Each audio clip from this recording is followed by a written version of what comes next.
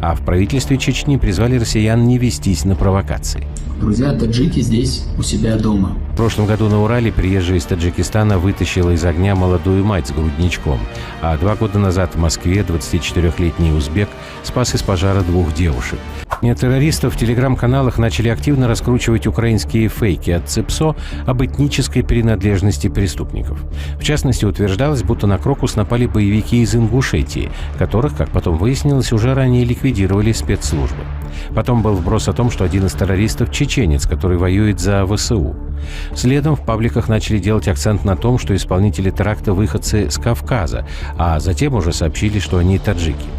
Глава Чеченской республики Рамзан Кадыров на это заявил, что враги пытаются расшатать ситуацию по национальному вопросу, а в правительстве Чечни призвали россиян не вестись на провокации.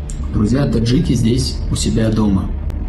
По крайней мере, сотни тысяч таджиков, которые веками проживают на территории нашей страны, как и представители других национальностей.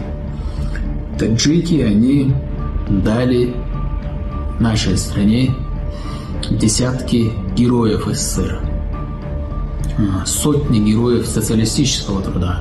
А в прошлом году в Екатеринбурге простились с 35-летним штурманом, героем России Хушбахтом Турсуновым.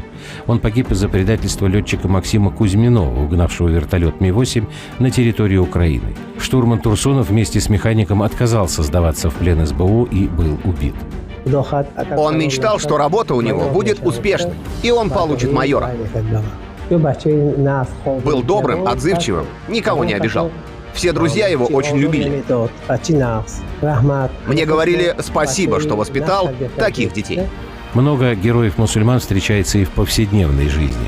Так, в прошлом году на Урале приезжая из Таджикистана вытащила из огня молодую мать с грудничком, а 2 года назад в Москве 24-летний узбек спас из пожара 2 девушек.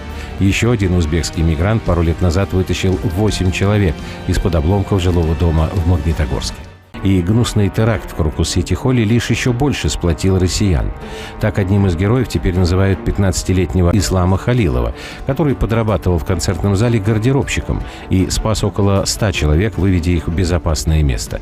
Школьника решили наградить мусульманской медалью за заслуги. Я начал на все фойе, на весь Крокус-Сити-Холл кричать, люди стреляют, и начал кричать: все бегите в Экспо, и показывал, куда нужно идти, и все помогал.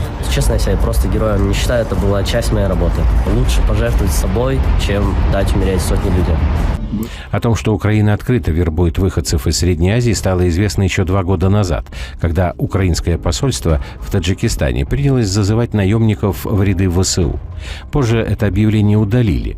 Но на крючок украинских спецслужб попадаются и россияне. В прошлом месяце за оскорбление чувств верующих осудили жителя Волгограда Никиту Журавеля.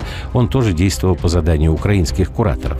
Я приобрел Коран по заданию СБУ и сжег его 4 мая 2023 года у мечети. И снимал это на собственный телефон.